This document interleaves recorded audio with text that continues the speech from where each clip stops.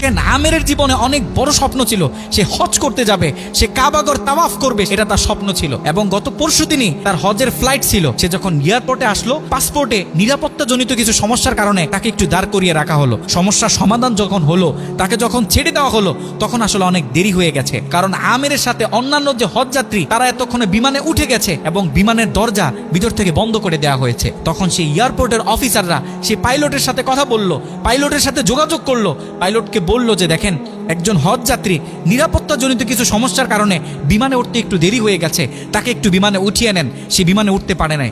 তখন পাইলট স্পষ্ট বলেছে যেই বিমানের দরজা একবার বন্ধ হয়ে গেছে সেই বিমানের দরজা দ্বিতীয়বার কারোর জন্য আর খোলা হবে না। একথা বলে পাইলট বিমানটা আকাশে ফ্লাই করলো। সেই অফিসাররা তখন আমেরকে বুঝাইতেছে, দেখো বিমান তো চলে গেছে, তুমি আর যেতে পারবে না, তুমি বাড়িতে চলে যাও, নেক্সট টাইমে তুমি হজে যাওয়ার জন্য ট্রাই করো। তখন সে আমাদের মুসলিম ভাই, সে হজ যাত্রী, সে কি বলেছে জানেন? সে বলেছে আমি আমার রবের উপর পরিপূর্ণ তাকওয়া রাখলাম, আমি আমার রবের উপর পরিপূর্ণ আস্থা রাখলাম, আমি হজ করেই বাড়িতে ফিরবো, হজ না করে আমি বাড়িতে ফিরবো না।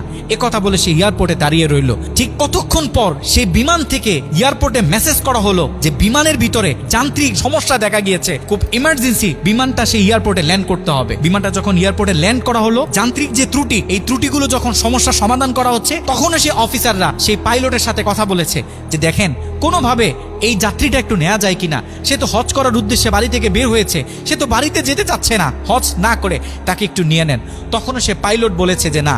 একথা বলে সে পাইলট আবারও বিমানটা আকাশে ফ্লাই করালো। তখনও সে অফিসাররা আমেরকে গিয়ে বোঝাচ্ছে, আমের তখনও বলতেছে আমার রবের উপর আমার পূর্ণ আস্থা আছে, আমি তো আমার রবকে চিনি, সে আমাকে হতাশ করবে না, সে আমার মনের আশা রাখবে, আমি হজ করেই বাড়িতে ফিরবো।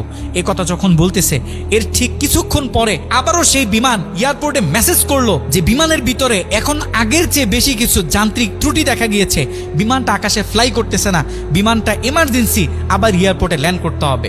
বিমানটা যখন এয়ারপোর্টে ল্যান্ড করলো, তখন সে পাইলট নিজে বিমান থেকে নেমে সে অফিসারদেরকে বলতেছে সে হজ যাত্রী কই, যাকে ছাড়া আমরা মক্কার উদ্দেশ্যে রওনা দিলাম, তাকে আমার হাতে তুলে দেন। আমি যতটুকু বুঝতেছি তাকে ছাড়া এই বিমান যতবারই আমরা আকাশে ফ্লাই করব, মক্কার উদ্দেশ্যে রওনা হব, আমার মনে হয় না যে এই বিমান স্বাভাবিকভাবে মক্কাতে গিয়ে পৌঁছাবে। তখন সে পাইলট সে আমেরের হাত ধরে নিজে নিয়ে সে বিমানের ভিতরে বসিয়ে দিল।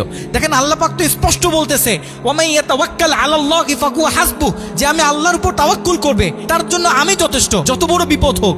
যখন আপনি আল্লাহর উপর তাওয়াক্কুল করবেন, তখন আল্লাহ পাকের পক্ষ থেকে আপনার উপর যে বারাকা, যে ব্লেসিং গুলো আছে, এগুলো তখন আল্লাহ পাক বাড়িয়ে দিবে।